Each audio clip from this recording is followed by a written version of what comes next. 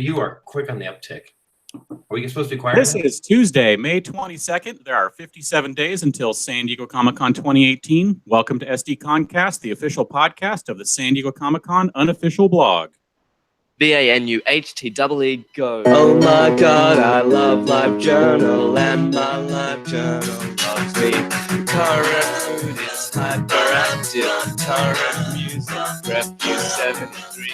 I love the color scheme in pink and purple. Good evening. I am your host, James Riley. Joining me on the podcast tonight, as always, Carrie Dixon.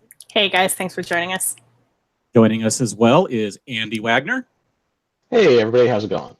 And our special guest tonight, artist Justin Harder of Claus Studios. All right. Hi. All right. So, welcome to SDConCast. Oh, hey, no problem. Yes. Thank you for joining us this evening. We're going to take comments and questions and all at the end of the show or at the end of Justin's segment. If you have a question for Justin, send them in. You can tweet us at SD_comic_con or use the hashtag SDConCast. We will also be keeping an eye on the YouTube live chat if you want to comment there. So, Carrie, get us started. Well, first off, Justin, just for anybody who might not know, why don't you just tell us a little bit about yourself and your work? Okay. Right off the bat, let's just hit me right. Just do the whole thing. No, my name is really hard questions. Yeah. So, my name is Justin Harder. I run a studio called Claus Studios. It's out of Santa Monica.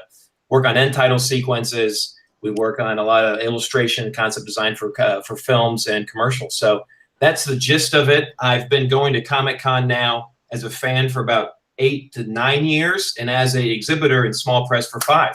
So that's where I'm going to be this year. That's where this all stemmed from. There you go. Very nice. Awesome. So that answered my question of how long have you been going to SDCC? Yes. Yeah. Well, the thing is that once I actually went there my first time, I looked at all the exhibitors and I said, how could I ever get anything there, right? How could I ever get my stuff there? This is before I even knew I wanted to sell anything at one of these conventions or go to any convention like this in general. And so I remember going through small press and seeing everyone's different properties and thinking, okay, I have those. I have the means to hopefully make something like that on a table. And so I thought that was the best access point because I heard that Artist Alley was years and years in a waiting list, which it is. So Yes. you're going to get on that list and then you're only going to have about 5 or 6 feet or whatever it is. And then, people are, I don't know. It just didn't seem like that was the best way. And I already had properties. So I thought that was the most strategic way to get into Comic-Con. And this is after I would have been selling for about a year at WonderCon. I had 2 years at WonderCon and a couple other small shows in the SoCal region. Yeah. So what was the first book that you did that you brought to small press? Well, I don't know if a lot of people know this, but a small press is a juried show. Well, you've probably talked about it on here numerous times, but it's a juried show. So there's no guarantee that anybody gets in each year. Right. So there's always like, you start like kind of chomping at the nails a little bit going, I need to get the book in by October, which is October of the previous year, obviously, because there's quite a bit of a draw out time and they go through everything. And so my first book was a property called Noah, Natural Order of Animal Habitation. And it's a bunch of animals in space. It's like Madagascar meets Star Trek, and they're searching for the next suitable planet for habitation. And that was my first one. But I only made it long enough because I only made about 4 or 5 different sketches. It wasn't even a complete story or a thought, really. But I wanted to self-publish it in order to get into small press, and that's what you need to do is the self-publishing aspect. So that was how I initially got in. And I think a lot of people don't necessarily know that because I've heard from a lot of people, quite frankly, that they did self-publish, quite honestly, mostly to get into small press, to start out with at least. That's right. And I think that, you ultimately make, 50 books, maybe less, maybe 100 books or whatever it is that you want to get out there and submit that form. But I also had to, I think I also cheated a little bit because that year, 2014, was a year that I did the 10 title sequence for Thor: The Dark World. And so I printed out a postcard with that image of Thor with the hammer down, with the lightning off of it, with the red cape going to black and white, kind of all gestural paint strokes and everything. And I go, I should probably put this on top of the book. So they probably didn't even look at the book. They just go, "Oh, this guy, cool." Hopefully they said that anyway. If they liked the sequence, if they didn't, then anyway. But you see what I'm saying? Like you gotta. I do. If you got it, you gotta use it. I mean, I was dorking out when I got it, so I had to use it. Absolutely. Yeah. Speaking Well, of credits, yeah. Yeah, you were talking about end titles. A lot of people may or may not know is that you're responsible for the end titles for the first Deadpool, where That's you've got little Deadpool roaming around the screen. You know, he's got his unicorn, all that kind of good stuff. So, what's that process like for you to get that work from in here to up there on the big screen? Well, the Deadpool thing came off. I'm glad we segued after the Thor thing because that was the initial breakthrough with production studios that handle these sequences, first of all.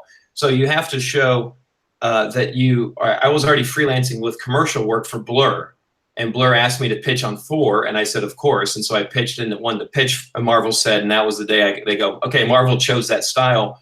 Are you ready to paint 65 digital paintings? And I said, yes, please. And after I shouted at the top of my lungs. Anyway, so that parlayed into Deadpool, which was from the same studio. The guy that directed it runs Blur, and so they asked me there, along with 4 or 5 other illustrators, to pitch a sequence, it's basically a style or a concept. And I knew that the director kind of liked his stick figure thing. And I also had seen the preview for the film, but actually the preview wasn't out yet. What was out was of course the leaked footage, the test.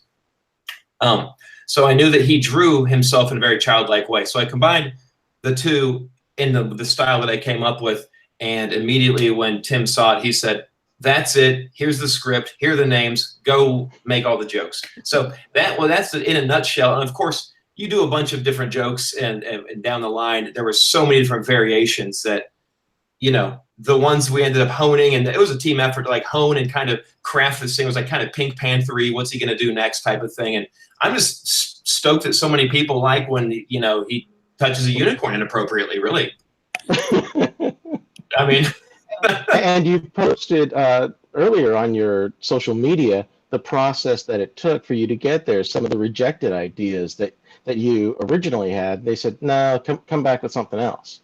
That's the thing, is that at first we had typography, and being a designer as well, that we had type all over the screen. I wanted to see if we could move throughout the sequence. So it wasn't just sitting on one screen the whole time, but we were finding interesting compositions in the story to move as maybe he was the size of a letter and then it zoomed out. But you have to remember that this is something that people don't know a lot about with sequences too, is that there's a lot of legal that goes with title sequences. People's names can't be larger than other people's names. So you can't really do a whole lot of that unless you're doing the same pan for everything. Like if you remember the sequence for Superman, was it? Yes.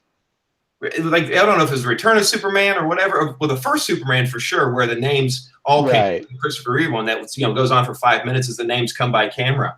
Now they did that again, but if you do it for everybody, you're fine. But if you do it only for a few people, it hinders the design of it, right? So yes, we were on black for a while. We were on red, and the red just stuck. It just became so bold that they said, go with this. And even I went and it was on the other day, and so I go, well, I gotta watch I've only seen the movie a couple times, honestly. I'm not kidding, because I can't even stand to watch the sequence that often, because I just see the stuff that we didn't do. You know how anything is. Yeah. When you just know how it is. You just can't. It's difficult to watch. Well, so you got Deadpool. You mentioned Thor: The Dark World. What other films has your work been featured? Any other films your work been featured in? Well, the other ones, My Little Pony just came out in October. So you have a kind of a different drastic shift, but we still have unicorns somehow. I don't know what the deal is. I can't get away from It's your thing now. You can't get away from them. It's kind of freaky. We can't do the same stuff that we did to our other unicorn with the My Little Pony crowd. But if there's any bronies out there, hopefully that they enjoyed the sequence there. But that was a big one for me, because being able to figure out a style conceptually. I got to see the film and write the narrative of this after party and come up with the gags and stuff. And it was cool because in Hasbro one day when I was in the meeting to chat about it, and this is through a company. Sometimes I freelance out, and this is through a studio that found me, and it's called Dark Matter, and we're in the studio at Hasbro. And Hasbro, I heard some of the big wigs at Hasbro over down at the end of the table go, "Yeah, you know, this sequence should be funny, like you know, that Deadpool sequence. It should be funny like that one." And I'm thinking, well, hopefully it can be because. So anyway, yeah, My Little Pony was a good one. A film called Laser Team out of Rooster Teeth, who's blowing up now. They just got Michael B. Jordan to voice. It looks like an anime one of their big anime shows now at Rooster Teeth. And so I did the original end title sequence for Laser Team and the opening titles for that, and the Rooster Teeth logo and the logo full screen. So there's a lot of production elements involved, and you know, you want to have a lot of different styles, but you also want to try to start honing stylistically the tone of the art that you create. And so Deadpool was cool to get up and get noticed by a lot of people because they wouldn't notice that film if the film sucked. If the film sucked, nobody would be talking about. They would probably be making fun of it, honestly, if the film was terrible. They go, yeah, you see the crap at the end? They couldn't even, what was that all about? The stick figure guy? You know? Cult classic is a status. There you go. There you go. So I know that also they probably saved a lot of money on that title sequence because one guy drew it and one guy animated it. So that'll do it. Yeah, and the budgets for a lot of title sequences, I mean, as you guys have seen, like nowadays, the Marvel films, like the most recent ones, are just so rich in CG. Like Black Panther was crazy, right? Mm-hmm. And the Avengers in it, well, I guess that was a half an end title sequence. What other one did? Oh, Ragnarok. Guardians had a ton. There you go. Yeah. Guardians. And Ragnarok was Guardians and what was Guardians? And Doctor Strange also was crazy CG wizardry and whatnot. So, you know, they realize a lot of people are sitting through there to get to the little nuggets, the live action nuggets there at the end. You know. Well, it's interesting that you mentioned different styles that you're talking about to basically cater to your audience. And you've mentioned Thor: The Dark World, Little Deadpool, and then My Little Pony. I mean, these are three very, very stylistically different types of credits, but they all came from your studio. And not only that, you've done stuff for TV like SNL. You did the title sequence for their new special that they did this summer. What can you tell us about that? I mean, is there a big difference between work for TV and film? Well, what's crazy, it's a good question, because what you're starting to tap into is pure design and graphic design storytelling versus visually illustrative storytelling. So I always pride myself at least picking out the typefaces for those sequences as well and placing them in the composition. I went to school for illustration, but my fourth year at art school called Ringling College of Art and Design, I got really an interest in typography. And I think that those elements have pushed me towards projects like Weekend Update, where it's purely typography and design and composition and blowing up imagery and cutting and just the graphical component. There's some little hand done little nuances there, but they were informed by the concept of like these guys. They work so fast behind the scenes. They're marking out jokes. They're rewriting jokes. And so as soon as we got some behind the scenes footage for SNL Weekend Update, and it's been online now. I mean, it's been on there for going on 5 years, and it's still the same sequence that we designed back in the day. And then you mentioned the summer one that we got to update it with the cool new kind of type palette and everything, and color palette and a type system. But you know, it all has to be informed from the concept. So each of those, like Dark World, had to be, and this is, you know, with title sequences, a lot of people don't know this either. If folks out there are interested in title sequences, and all of our comic book movies now are so visually beautiful, that the title sequence at the end of the day, at the end title sequence, does something very differently than the opening title sequence. The end title sequence, we can celebrate the film. The opening title sequence has to kind of tease it a little bit, you know, like Seven. You know, if anybody out there remembers Seven, it's at the macro shots of everybody's of the killer, you know, his fingernails. He's chopped off the fingerprints on his fingernails. And Andy, you there? You bounced out or no?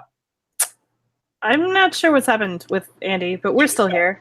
Okay, y'all. There he is. He got tired of me blabbing. That's what he did.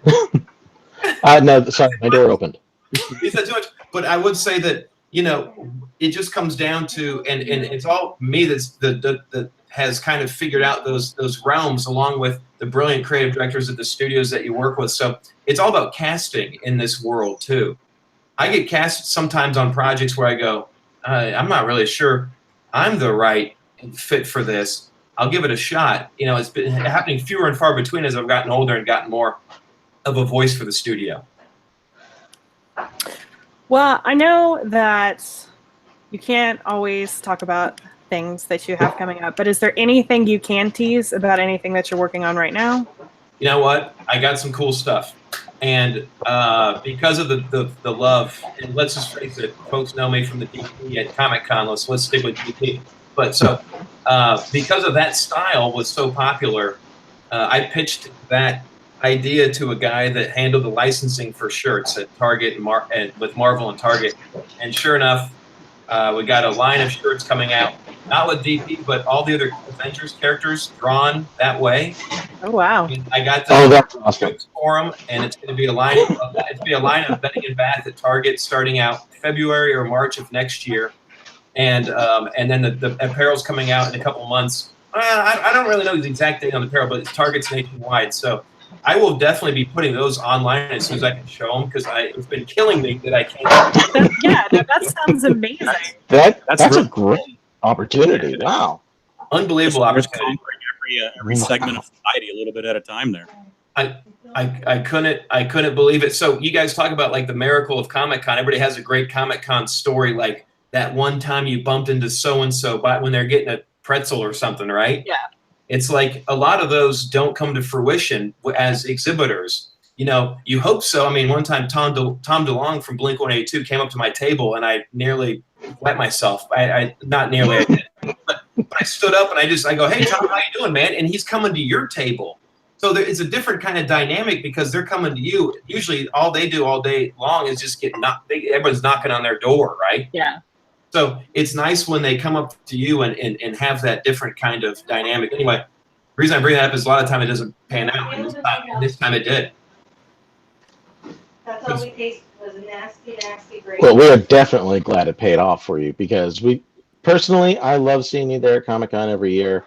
I know last year Carrie got a little bit disappointed because your Hall H exclusive sold out before she could get to your table. Oh, listen, I've got one planned for this con. I think the Hall H thing is a good. I think everybody can relate, right? Yeah. Well, and I know I just love when Comic-Con exclusives actually have something relating to actual San Diego Comic-Con. Okay. Yeah. So as a fan, would you say that that's the way to go too? Because I mean, this is a good little test base here for everybody watching. Like, I can draw whatever the heck anybody wants for exclusives, and I love the Hall H line idea. It is right in that time, but I want to please the folks that want to see DP. I have a good idea for a Hall H line filled with all the characters from DP too. You know, that would be kind of cool. That sounds cool. I'd buy that. That would be kind of cool. Okay, good. Maybe a few other little small ones where you tease, but I don't want to do any spoilers from DP too. But there'd be a couple of cool scale relationships that we could play with. Absolutely. Oh yeah. So that would good. I like that. Yeah, and this year, I mean, I had a question for y'all. Like, when you guys all buy art there at the con? I do. I know Andy does. Okay. A lot of us do. Yes. Okay. That's like the only thing I ever come back with. Okay, so here's a question. What do you guys think about the paper quality when you buy a print? Does it matter to you? Do you feel the paper quality? Does it really, do you end up just putting it in a frame immediately? Or if somebody has a flimsy paper quality, you paid $20 for it, does that bother you? I think it just depends for me personally. I mean, I think it depends on how much I like the design, but I do think that paper quality plays somewhat of a role into it. Yeah, definitely, because if I'm going to buy something, whether it's an exclusive or it's just a print that somebody has there on their table, I'd like it, first of all, to make it back to my home And then I'd also like it to sit on my wall for many, many years to come. So if you're coming out with some printer 8.5 by 11 paper, then that's a little tougher for me to get behind. Good. Yeah, I agree with that too. Well, and I know, like, especially I mean, you get like the little things that are supposed to protect pieces of paper and all artwork and all that, but like carrying it around in your backpack, you worry about it even then, like getting a little bit bent up. So like the nicer quality paper is a little bit less likely to. Okay, so on top of that, though, you were mentioning that somebody doesn't put a backing board in there. So what I'm trying to get to is that because when you print this stuff out, you're trying to find the most cost-efficient stuff. And anyway, I like to hear what people are actually in tune with and what they care about, because I really want to make sure that the paper's on nice stuff for folks to have. But if it's I don't even know where I was going, but I like to hear. That. No, you're fine. It's a valid question. Yeah, and a few of the viewers watching on the chat said that they like the heavy print. Yeah. But also, Sir Lister Smeg said yes, but if the art is great, I live with it. So sometimes it doesn't really matter if it gets you the art. Yeah, you live with it if it's right. I can totally see that. Yeah. You also make a good point, though. Transportation. What are you going to do with that thing? You're not going to just throw it in that big bag. You got to maybe get the tube and roll it up and put it in one of the tubes there for everybody. My buddy Mike does that all the time. Yeah, you have the tube. Yep, if it's a poster, yeah. I mean, I know I also have like a lot of those like thicker, it's not laminate, but kind of laminate things that you like put artwork in. Okay, sure. You're prepped. You guys are vets. Let's be honest. Yes. And then you're hoping that the baggage handler's having a good day that day. Yeah. Exactly. That would be terrible. Oh man. So you said you had some ideas for Comic-Con exclusives. How early do you start working on them? Do you the ideas percolate all year long? Do things pop up, and you just kind of note it down for later, and then you kind of rush it all in the few months before? I mean, what's your timetable on it? Every year you want to say that you're going to spend less time thinking about your table, right? You go, okay, because time is money. I'm going to spend a little bit less time this year. I'm going to wait at least March-ish, March, April, before I start thinking about the table. Of course, that doesn't happen. It does percolate in there all year long in some way or another. I mean, it's the Super Bowl of cons, and I only do really 2 a year. I mean, I hit WonderCon and I hit Comic-Con, and I sell some stuff online, but I don't sell the same stuff online. So the idea is you kind of want to be topical. I think that always works really well when you're dealing in the fan art world. So I have the two aspects of my business at my con table. I have the fan art on one side, and then you have the intellectual original content on the other one, right? So, but of course, if people know, hello, there we go. All right, we have all kinds of visitors. Andy just muted us. Like, I need to get my cat in here. Yeah, he's over here. This is what happens when you live in a relatively small space with a small amount of people, but you love them dearly anyway. I think it's wonderful. So I think the idea is, and honestly, I've sent more ideas to my printer last second. Actually, last year I had them send me more of a few prints from their place in Pennsylvania. I use a place called G Clay today. They paid me $5 to say that, by the way. It's actually 10% off my next order. No big deal. I'm going to say it again here and get another 10% in about 5 minutes from now. So they sent me about 40 prints, and they sent them straight to my hotel last year because, honestly, if you're doing this, you got to think about, should you get the nice printer and print them out yourself versus ordering? And I think the time to get my nice printer was about 3 years ago. Now I'm not sure how many cons. Like next year I might take off this con. I'm not really quite sure. I don't know if I want to. I say that now like a big hot shot, but I don't think I'm going. I don't know. No, we absolutely get it. Every year we're like, is this our last? And then it never is. How many have you got to? I've been going since 2010. James wins by a lot though. This year will be my 25th in a row. 25th in a row. Yeah. Where do you live, James? I live currently in Anaheim. Okay. I used to live in San Diego, so it was a little bit easier to go. Okay. Do you always have? Okay, so do you always have easy access to hotels, or do you have a place? Or? No, when I lived down there, yeah, of course, I would when possible. But even when I lived down there, sometimes we would stay because I've done multiple things. So just not to get too far off track, but I've done vending, I've done a fan booth, and I've gone now as press. So I've done a lot of different things at the show, and just depending on the year, it depends on whether I get a hotel. And of course, now being from Anaheim, I have to get a hotel every year. And no, I'm in the hotel lottery just like everyone else, and hoping for the best. And luckily, it's worked out most years. Nice. Did you work out this year? Yes, got our first choice, thankfully.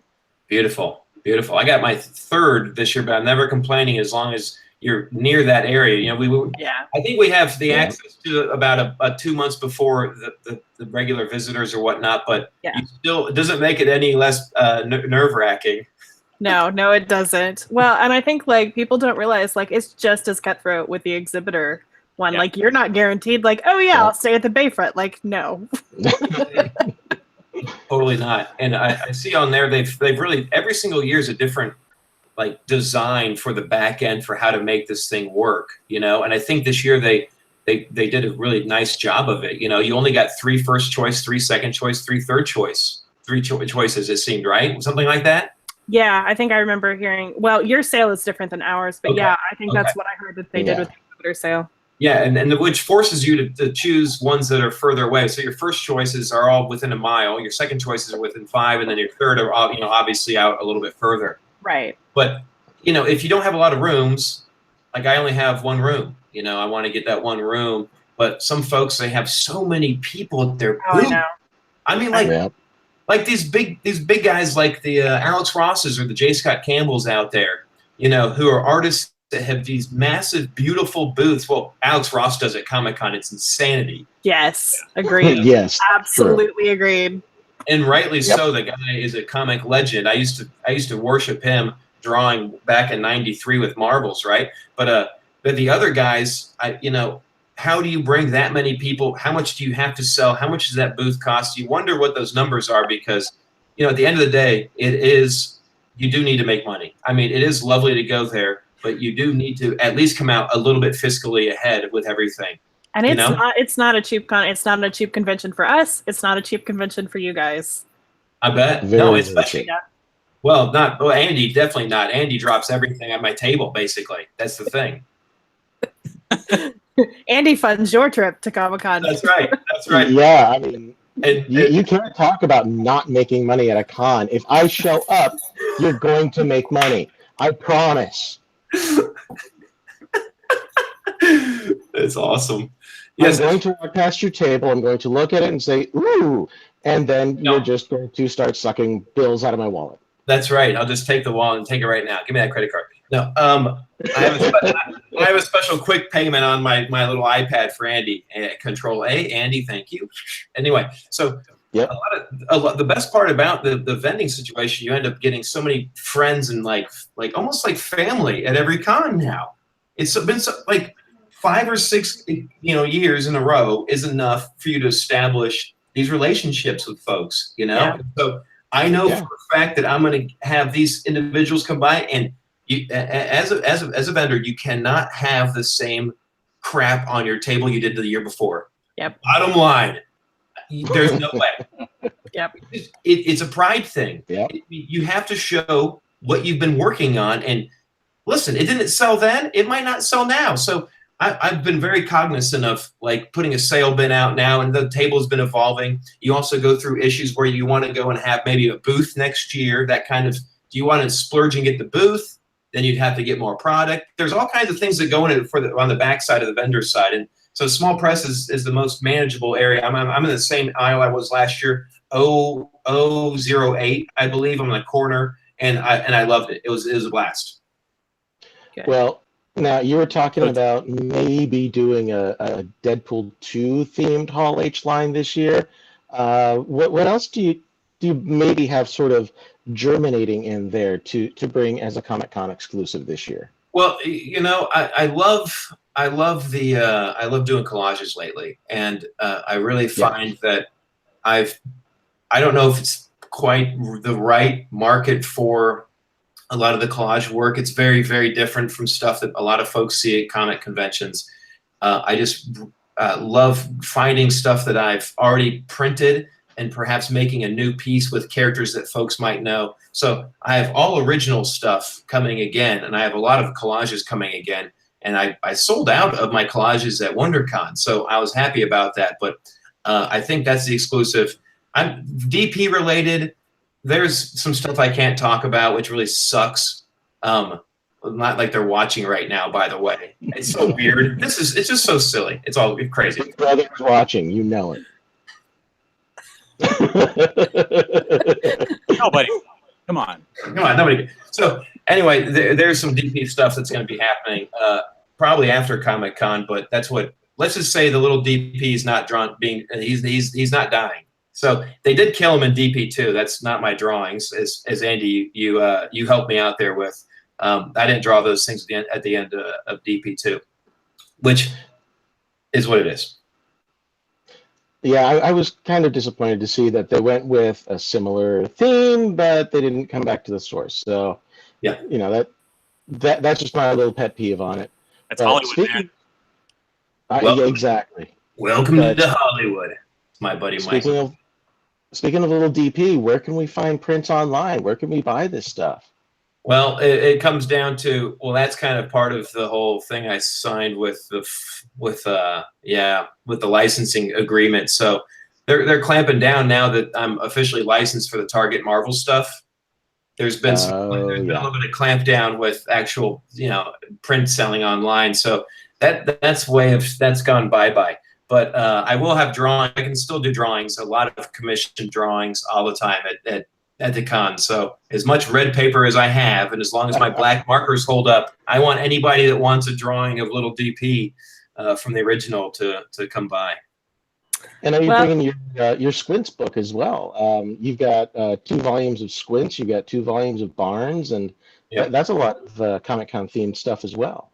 Yeah, I got a lot of. I just, so many folks come by for the way that. The bottom line is that for an artist coming up in the ranks of that world without actually having a comic book that I illustrate, I don't illustrate any comic books. I've done a couple covers for Archie Comics. I did a Mega Man cover and did a Sonic the Hedgehog cover. But for folks you try to find a gateway point into your art, into your style. And throughout this course of time, with musicians, you do cover songs, and with artists, you do in this world. I've always loved drawing them because I've drawn them since I was 10 or 11 or 12, copying Rob Liefeld and Silvestri and McFarlane and all the Image guys is how I grew up with these guys early on. And then I went back and found their earlier work. But you do the drawings of your favorite superheroes. And so my Squints are kind of a blend, a very gestural, figurative blend of fashion illustration with contour line work, and really it's drawn digitally, but I don't try to use undo a lot. I ink it all at one time. I don't do any pencils down. It's all raw as can be. And if I find myself taking too long on it, it's probably overworked in a way. I used to draw every single vein on an arm with little hatch marks in there and cross hatching under the ribs and on the lats and on the traps and the mask. But you can't beat those guys. You can't beat Jim Lee. You cannot beat those dudes. Yep. Try beating McFarlane at detail of little webbing, okay? It's not going to happen. It's just not going to happen. So I found a way that after I actually looked at the body at art school, went through a lot of figure drawing classes and actually looked at anatomy and came back to it later on in life, and I found how I like to draw. So I have those books ready to go. I have this book called Middle School Earth. It's right. I have all my stuff right here on the table just in case it popped up. Andy, you know me. I'm a real salesman here. But this is a book I wrote. We are going to bring this stuff up, so But and this one is one I've pitched to a couple. The cool thing about it is as soon as you make these things, then you have leave behinds when you go into pitches. This is going to be an animated short film. It's called Shelf Life.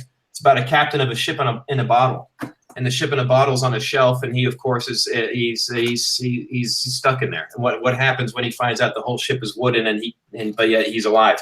So then, Middle School Earth is a fantasy book, and it takes place with middle schoolers back in a fantasy realm. So I've never really seen dwarves or dragons or the little kid, that aspect of it like this. This is a large barbarian, and so going in this aspect was really cool. And my buddy Jordan Hart wrote this. He wrote Doppelganger for Alterna Press, and so those are the kind of things I have on my table. Besides You know, I got my posters here. We still have. Don't worry, we still have some stuff. By the way, we still have goodies.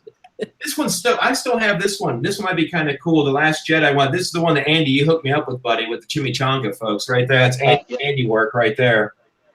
Yeah, I was going to scratch out the O and write it an A or something because I really like that poster. That would have been nice. This was one I did for WonderCon, but it's all Disneyland themed. Oh my God, that's amazing. Yep. And so these are all, I love Disneyland with all my heart, and these are all my favorite pieces. And I think there are a lot of favorite pieces from people. See, this is what you do to the people on It's a Small World.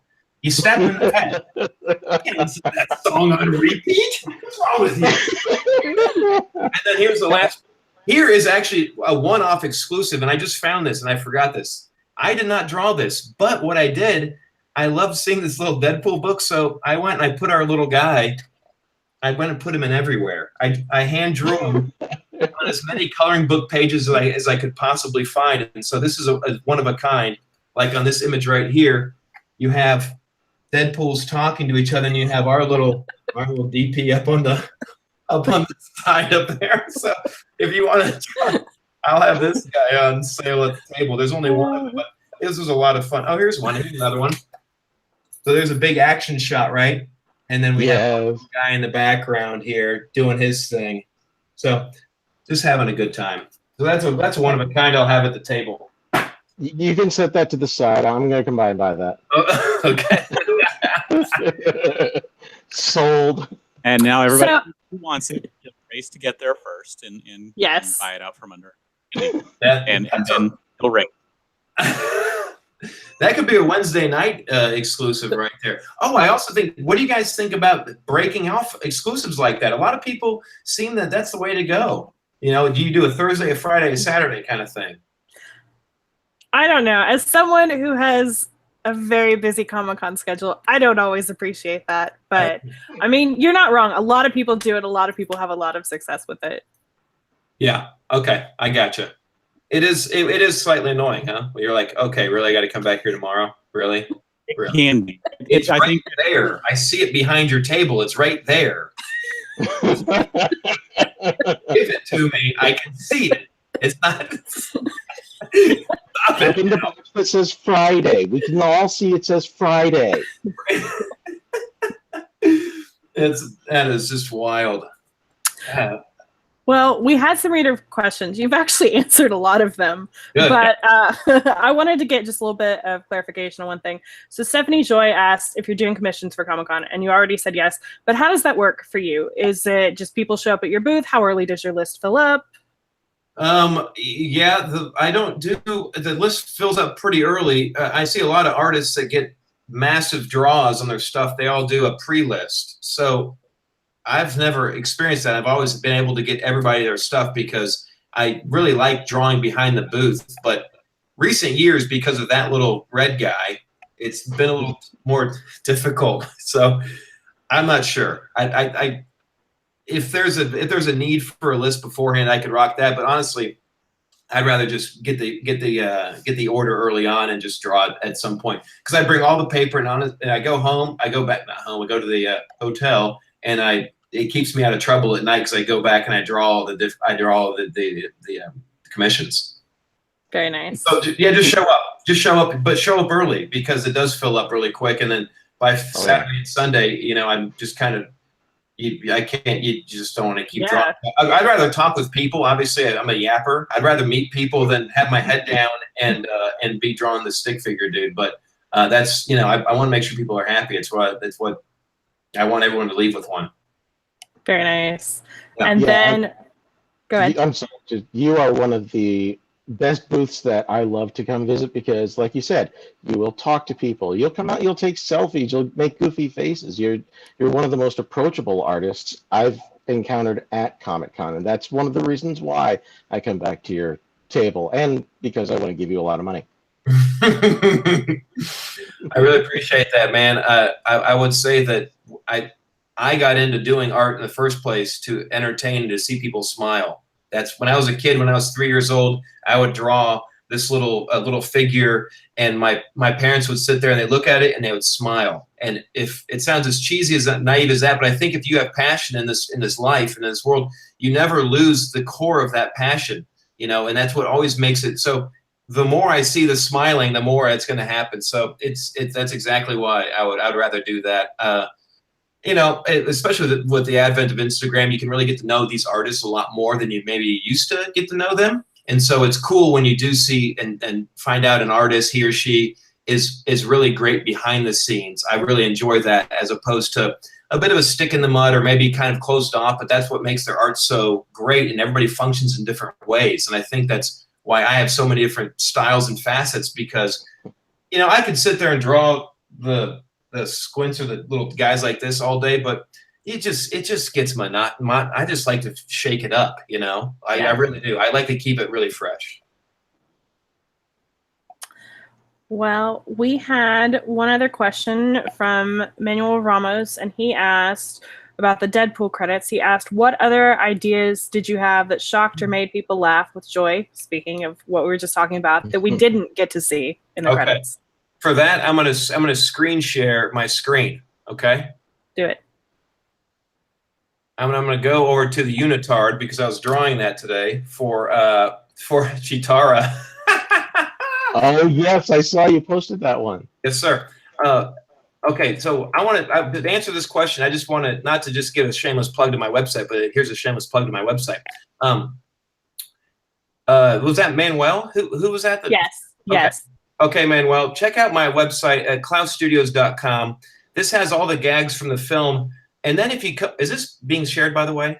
Yes. Oh, yeah. Okay. If you come down to the early conceptual development, this really shows it all. This one right here, you can see my cursor over the "What I Like Ryan" thing. That one might be one of the first ones I drew. Oh, that's funny. That's right there. This might be one of the first ones I did, but you know what? I'm going to go and do some. This isn't quite doing it, so I'm going to go and do something else right now. And then I had these guys pulled up just in case we were going to talk about figure drawing. Nice. But so you can get in here and you can really start seeing the detail on stuff that I can't really show on Instagram a lot of the time. And you can see how somebody works where it is in Photoshop, and you have different layers, obviously. I draw everything on separate layers, and just like I did with Thor: The Dark World, you put pieces on separate layers in case you ever want to animate them. But this is really just, I just drew this like I would, it's almost like a Disney animated cell, right? The black line work is on top, everything else is on bottom. And I actually drew like the suit right there of her. And then if you come over here to Lionel here, same thing with his kind of the way he's built. So paint on one layer, flat shapes on the next layer. I do this cool like little treatment on top of the whole thing there, but you see how it breaks down in kind of a neat way where it becomes a little bit more palpable for somebody to get into drawing if it's kind of intimidating at first. And then you have a bunch of, I don't know what those are. Oh, those are different sizes. I kept sizing him down because I was drawing him too big, and so I kept sizing him down. And so here's one where I had him at 100%, and then I kept moving him down so I could fit him in the page. I didn't want to make something too large. So that's a quick little shout there. But let me show you. Oh, and also while we're on the screen here, I pitched on a film called Thor Ragnarok. I hope if anybody saw it out there, any of the folks watching, I'm not allowed to post these online, but I'm going to show them to you right now because I'm feeling frisky. I feel like we're rebels right now. Yeah, this is Rebels Without a Cause. Here you go. This is all you need to have. This is. Oh my god. How was that? And again, how was that not the end titles? Oh, here's another one. So, Yeah. Yeah, these needed to be the end titles. Here's another one. Here's another one here.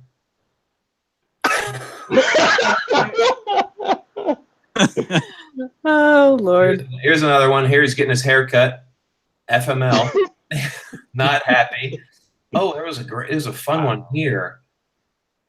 This was a cool one.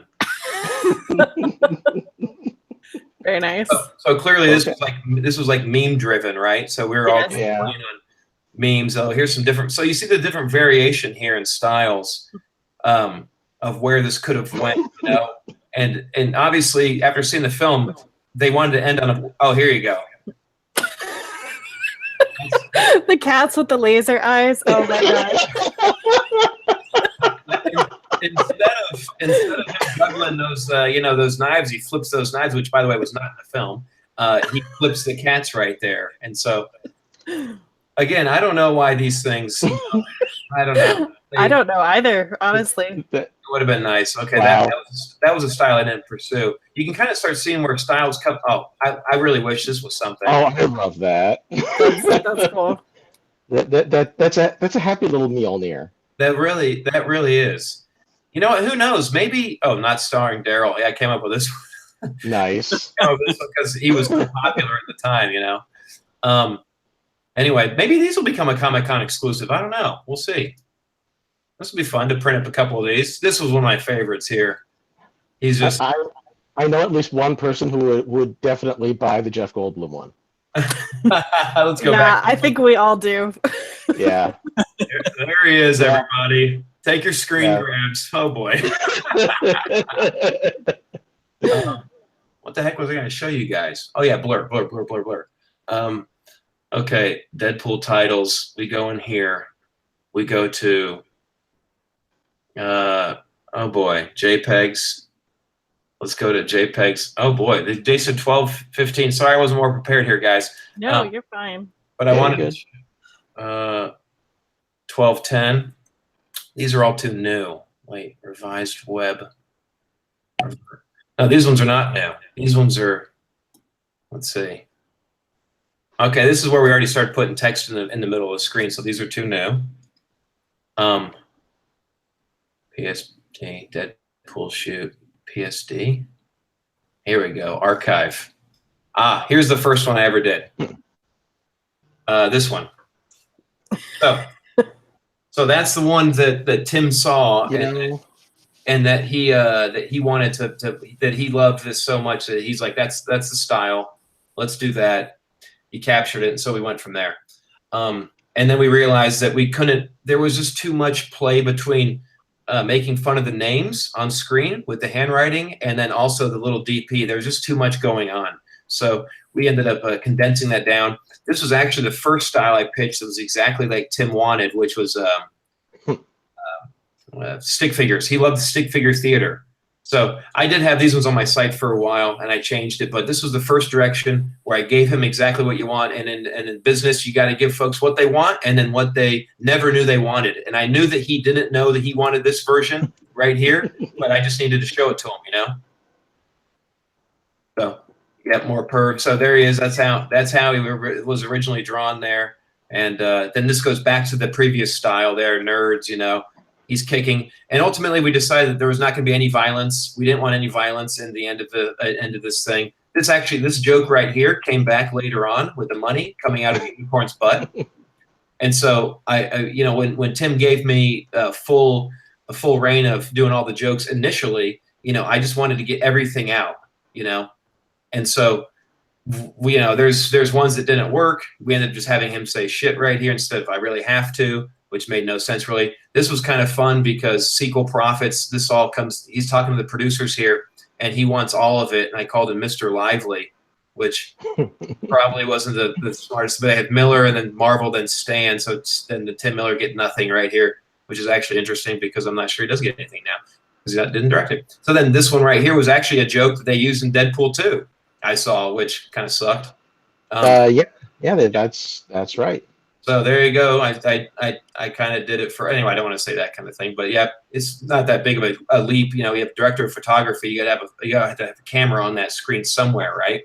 I kind of made fun of the fact that they're not shooting on film because they're too cheap. So he's shooting these bad guys. But again, Tim Miller said, let's stay away from all the violent stuff at the end. And that was a good move. The guy's on point. Colossus, first appearance of Colossus in his style. I don't know. Just working out. This one I think they used this one from my site for the Deadpool 2-year DVD release, which was weird because they took it from my website. So then here's this music thing. We have two cats effing. Oh, this gag right here was originally for costume designer. So this is the first gag with the boner. what? I like my suit. He's just like, what? I like my suit, right? And so it's interesting even now to see the way I drew DP then and how I draw DP now, because like if you remember how the Simpsons drew the Simpsons back in the first season, it doesn't look like the way they draw the Simpsons now, you know? Yeah. So Totally different. He's totally different. So he's a little rougher here.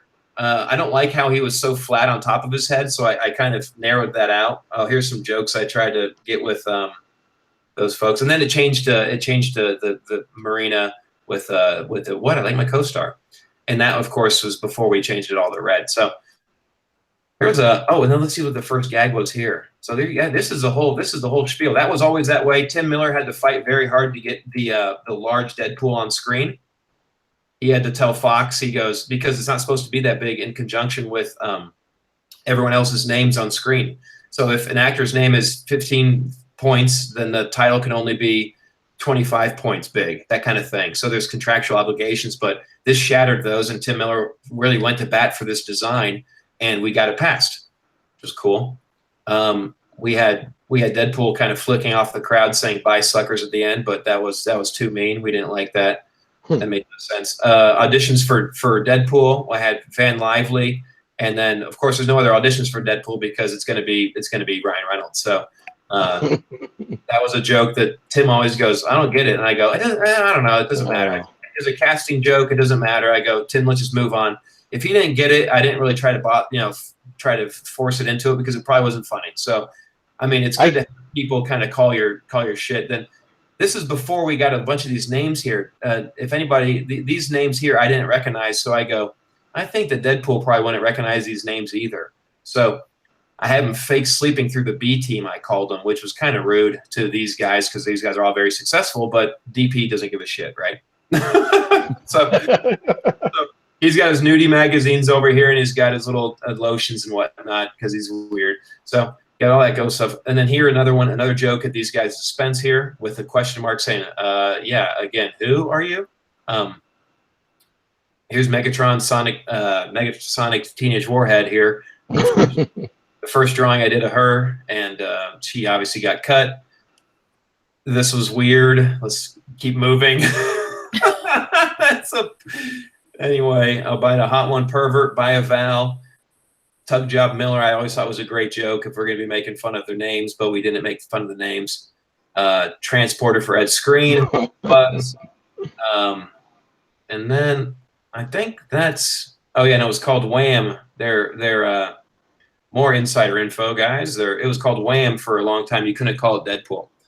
So that was pretty much the rundown there of all the jokes. I don't even see what else I could have even had over here.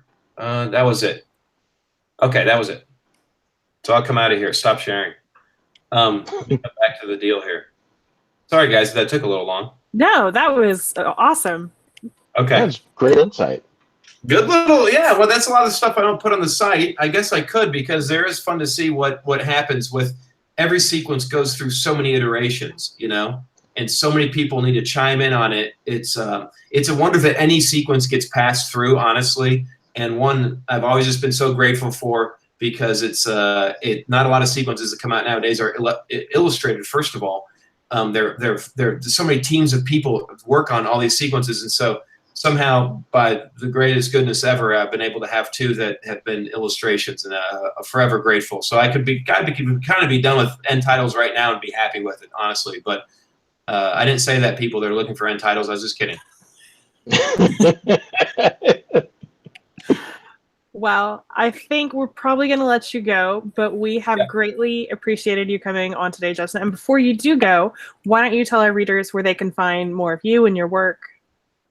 ClausStudios.com, C-L-A-U-S, Claus like Santa Claus, Studios, all one word. That's on Claus Studios' Instagram, Twitter, everything. So you guys want those cool exclusives, I'm now listening to you at all times. Whatever you want, I'm serious. I want to please you guys. I love the ideas of the Line H that did so well last year, but with a little twistaroo. So find me. I'll follow you, and I'll follow you back anytime. Thank you so much for having me, guys. Honestly. Thank you for coming. We really appreciate it. Thank you so much. Yeah, anytime, anytime, absolutely. And let's touch base before Comic-Con, and we'll get through this coloring book there, Andy, if you get there fast enough. I have to get fitted for my booth babe outfit. That's right. And if you got to tell me what day you would be good in the booth babe outfit, because I want to see you work. Tell me what day to show up, and I'll be there. Okay, I think maybe Thursday or Friday. I think Thursday or Friday. James, you want to go too? Oh no, I was saying Andy doesn't need to just work; he needs to work it. He's work. And I will, James. I will. Oh my! All right, y'all. Thank you so much. All right, Thanks, thank you. Justin. Yeah. Thank you. All right, later, y'all. All right, and for the rest of you, we are now going to get to the rest of the Comic-Con news that happened this week. Which was not a whole lot. There was enough, though. So let's get into it. We had a couple big things, or a big thing. Maybe something. But first off, let's get into the Comic Conference for Educators and Librarians. Will be returning in 2018. This is free to anyone. You just have to sign up. So it's going to be going from Wednesday through Sunday, and you just need to go on to the website and register. And we have those links on our site. Yep. And I'm actually going to do this out of order. Andy, why don't you go next? Oh, you threw me a curveball. I know. It's all my fault. Sleeping. It really is. Okay. Well, one of the exhibitors that we love to follow is the Ninja Who is also Bot. in small press. He is, yes, that is very, very true. Although I think we need to get these guys closer to each other. I think they get along. But yes, the Ninja Bot, whose real name is Arnel Belliot, I believe I pronounced that right. He has announced that he is going to start pre-ordering commissions. So that's going to start on Friday, June 1st at 10 a.m. Pacific time. So if you want more info, you can email, I believe it's hi@theninjabot.com. So that's hi@theninjabot.com, and ask him what's up with that. And they do some really cool stuff. They do like these little miniature drawings of like you or any pop culture character that you want, either as what they call a pop cat or a pop dog, and they're super cute. But yeah, we love the Ninja Bots. The big news, though, out of this week is that after WonderCon, the question on pretty much everyone's mind was, are they going to be doing an online lottery system for autographs like they did at WonderCon for San Diego? And we have stressed there's not a whole lot of reason to do it at WonderCon if you're not going to do it at San Diego. And it very much looks like that is going to be the case.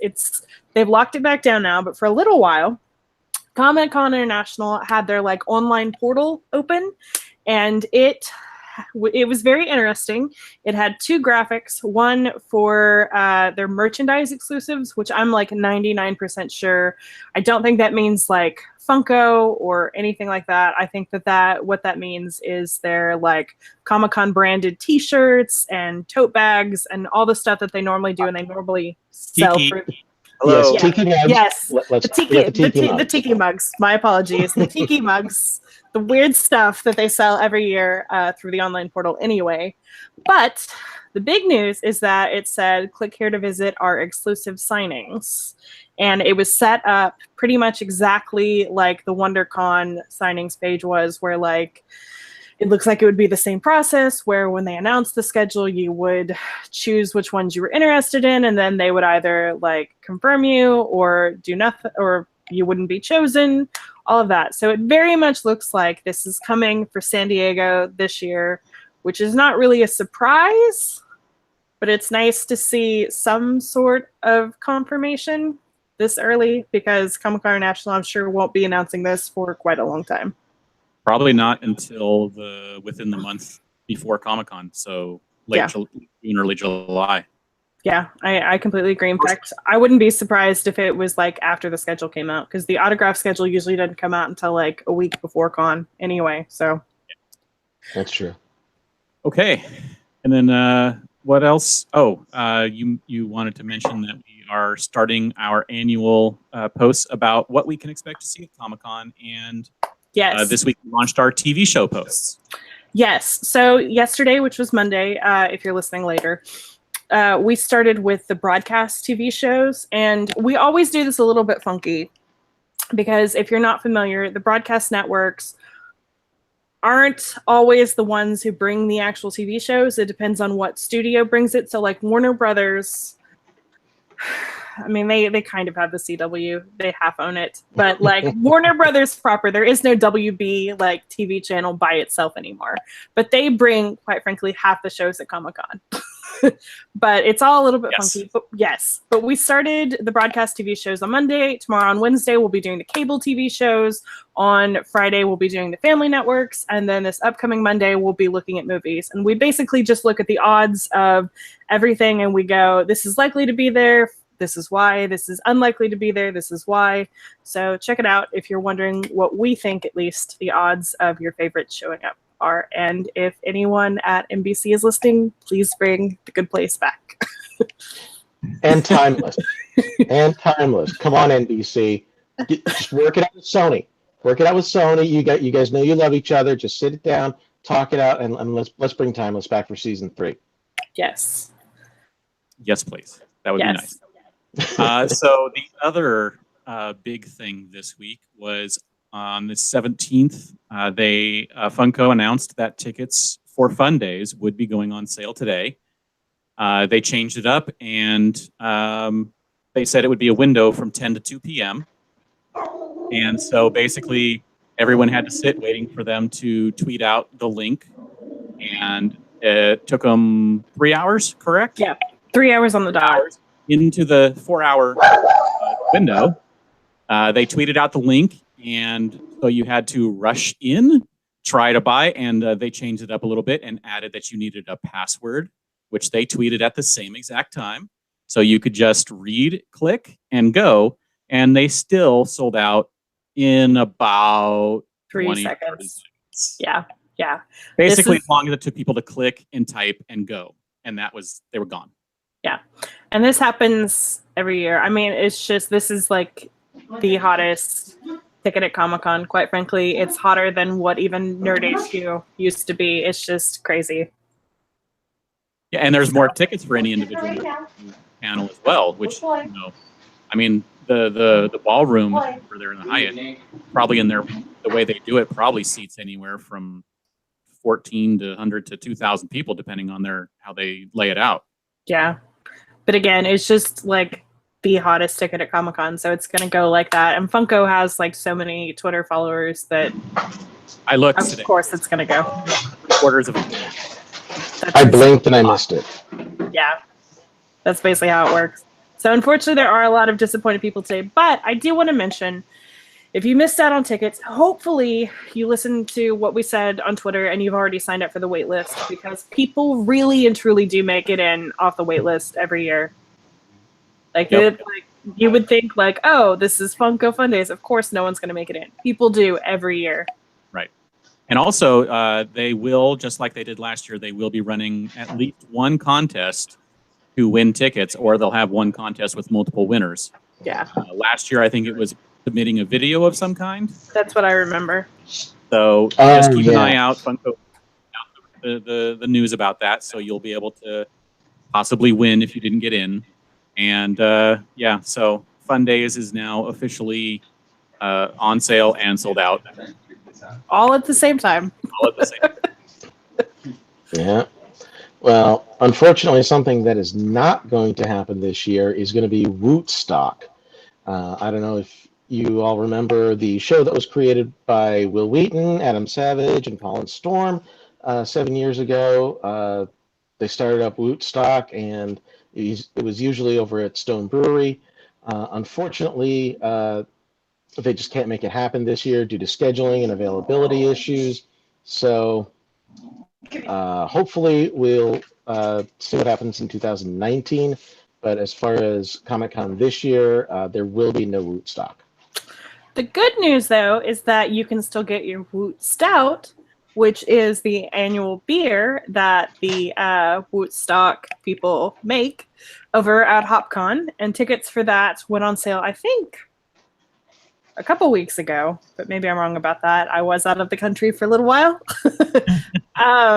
but tickets for that are on sale, and just like always, you can go and buy either a designated driver ticket, which does include alcohol, or a regular ticket. And they also announced today the design for the bottle for this year's Woot Stout, and it's pretty cool, so you can go check that out on our site. There you go. And yes, tickets are available now, so head on over and buy Yes. if you're interested in going. And now on to exclusives that were announced this week. And the first one up we're going to go over is from Factory Entertainment. And the first two exclusives, well, first off, let's just say that if you're going to be ordering your exclusive from them online, they have a special for the first 1,000 people who order online. You will get a free 2018 exclusive button featuring the Aquaman logo. So this is for anyone who wants to order to pick up at the show, and you can get a free button. So the next thing they revealed is the Wonder Woman God Killer Sword prop replica, polished blade, unmeasured version. Now this one's a bit special because, well, you can't get it at Comic-Con, but it is Comic-Con exclusive. And let me explain that a bit. It's a weapon. It's a real weapon replica, so they can't actually have it inside the convention center. So you can pre-order it online to have it shipped to you, or you can pre-order it at the show, and that is the only two ways to get it. And it's limited to 50 pieces, and it's $299. So if you're interested in it, you probably want to order it online now. So you can, that's all you can do. Order it online or order it at the show to have it shipped to you. So either way, it's going to get shipped to you. Right. The other exclusive is the Batman Heavy Metals miniature. And this is similar to the other Justice League pieces that they did last year. This one is limited to 500 pieces, retails for $40. And you can pick it up at the booth or have it shipped to you. Pre-orders are available now. And you can actually get last year's Justice League Cyborg metal miniature if you want, and you didn't pick it up last year, for only $10 more. Which is a pretty good deal, honestly. Yes. So it basically makes them $25 each. Also, if you go to our site, onto the Factory Entertainment page, you can enter to win one of the Batman Heavy Metals miniatures. Yes, and we should have contests to win most of the exclusives this year. Maybe not quite all, but most. We had a couple of updates to the Diamond Previews San Diego Comic-Con exclusives. Mostly, we finally got a closer look at that Voltron toy, which looks honestly pretty awesome, I think. It's really cool. Yeah. If you're watching this on a video, you can see some of the images. But we got a much closer look at that. It looks really cool. We got a closer look at the Funko duo set. That's Black Bolt and Lockjaw. That one looks pretty cool. So, yeah. At the time, it's the actual figures that look like, not just the Yes, the actual figures. So they look cool. So again, we said this last week, but the way that Diamond Previews works is you actually go to their booth, you pick up a list of all of their exclusives and where they're all available, and then you can get them from there. All right, we also had exclusive announcements from Tamashii Nations. I hope I'm pronouncing that one right. I think you are. I will run under the assumption that I am, and they have announced some of their exclusives they're bringing to Comic-Con this year. They're bringing the Dragon Ball North American Tour, and they're also celebrating the Power Rangers 25th anniversary. So we're going to expect some of exclusives from them. The first one up is you've got Megazord. If you're watching this on the video, he's the one on the left, and I believe he's also in the middle there. And then let's see here. Do we have the one for the SH Figure Arts Perfect Cell? Yes. I know we. Okay.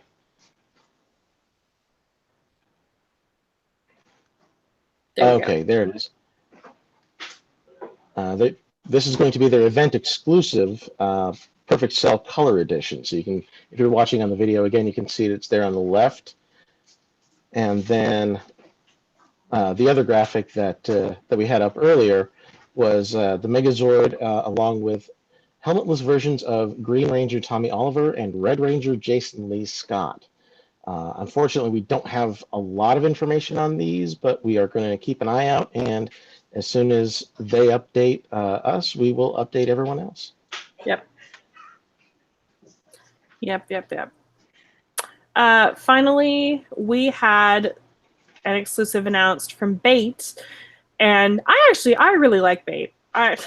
People always make comments about Bait, about like, why is a collectible or why is an apparel store like doing Funko Pops? But Bait always brings like some really unique vinyl stuff, and I think it's awesome.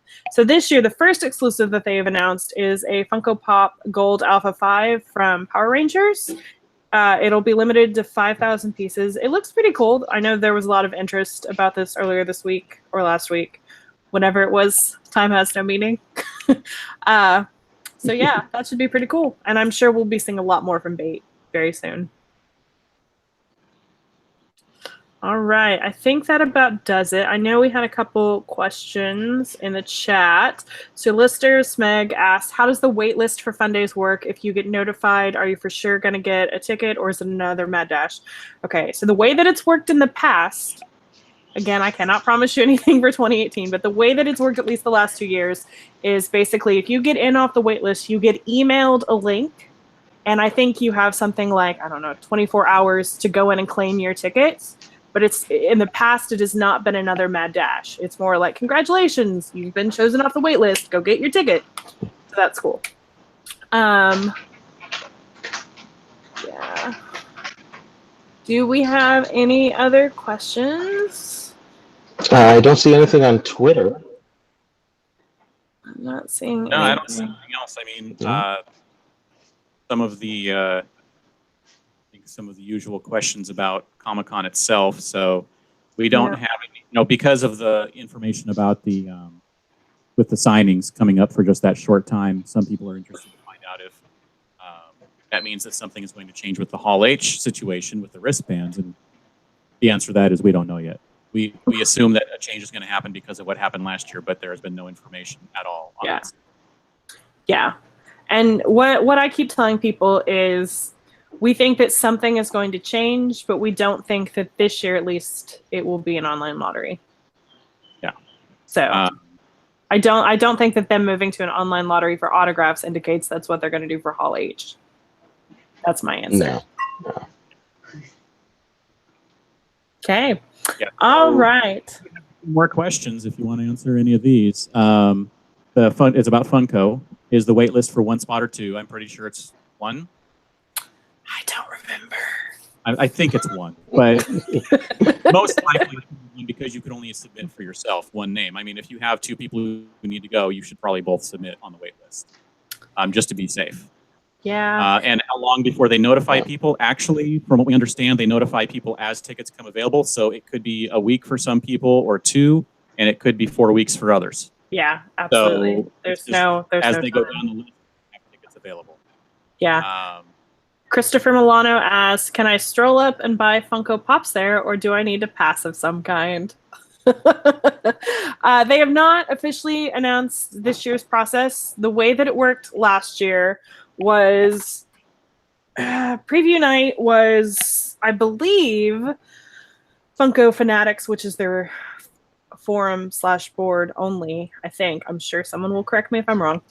I believe that it was them only, though, but for the rest of it, you had to go up to sales in the morning and get a pass. It was supposed to be a lottery. I think I heard that it didn't necessarily work out that way. But yeah, and that was like, again, one of the hardest things to get up in sales. So don't think that doing it is easy. But here's the good news about Funko. Okay, kids, and I say this every year, like 90% of their pops are available online and in stores. Okay, even the Comic-Con exclusive ones, they'll have a different sticker. But if you don't care about the sticker, go pay $10 and like don't stand in line overnight. Right. That's my decision.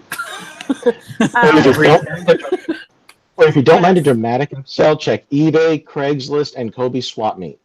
Yeah, if that sticker is so important to you, there's eBay. But if it's not, truly, like 90% of their pops, even some of the ones at the pop-up store, are like available through specific retailers. So like one might be, or 5 specific ones might be available through Hot Topic. 5 specific ones might be available through Barnes & Noble. They vary who they go with. But again, you can order almost all of them online or in stores before or after the convention. So yeah, that's what I got for you.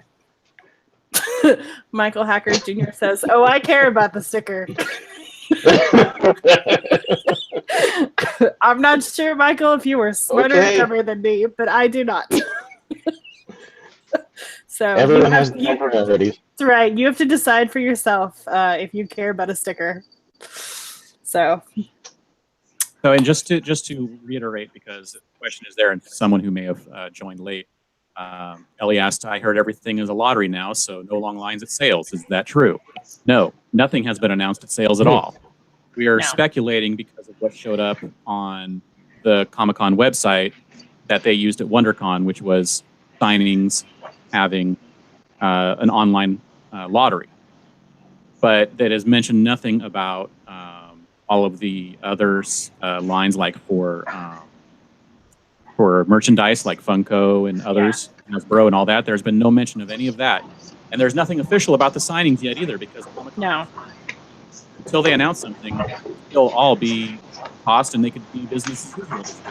So, and I know that a lot of people have been thrown off by that graphic that we posted, because it does talk about exclusives, but we think that exclusives again means like the CCI branded merch. We think that it means their t-shirts, the tiki mugs. We don't think that that means Funko, Lego, Hasbro, all that jazz, but time will tell.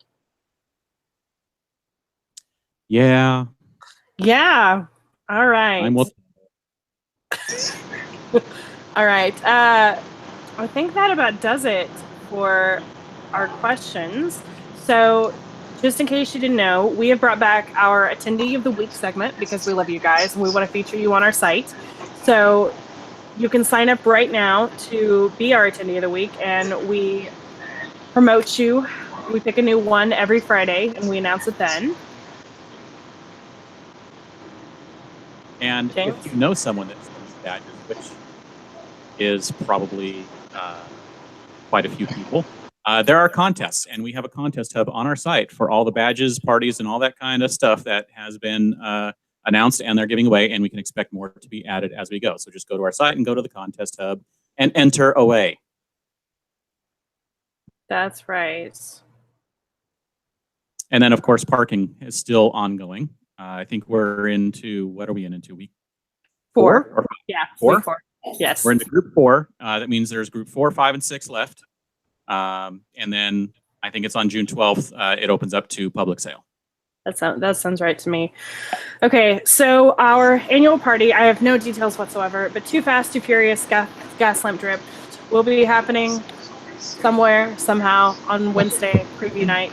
As I always say, worst case scenario is that James and I will stand out on some grass somewhere and hand out Dixie cups of water, and that may or may not be happening this year anyway. Well, you never know. I mean, it's a valid choice, people. And you know you all love little cookies. Come on. Let's just say if we do it, we promise swag. And the swag will indeed be Dixie cups. I don't know. I think we have some really good ideas for some good swag this year. We do, but that'll be part of Prize Mule. Yeah, and Prize Mule, for the record, is also back. We've actually got a handful of people already locked down. And today, actually, I started my very serious, hey, I know it's early, but talks with several more. So we'll be announcing in the weeks leading up all of our lovely sponsors for Prize Mule, which is where we give away so much stuff to you guys with our adorable little unicorns and Gary the Dragon on Twitter. There you go. Yeah. All right. So I think that wraps it up for this week. You can join us live every Tuesday until Comic-Con for SDConCast. We'll bring you news, views, and special guests all the way up until the week before the con, because who would be crazy enough to do a podcast the day before the convention starts? No. We are. No. Right. I gotta take these guys to be set up. Yeah, so we don't do anything the day before the con. All right, you can sign up for our newsletter. Our plan is to actually start sending them out here in about 2 weeks. All right. Thank you all for joining us. Andy, where can we find more of your work on the internet? You can find me on Instagram and Twitter as SDCC Wacky Wags.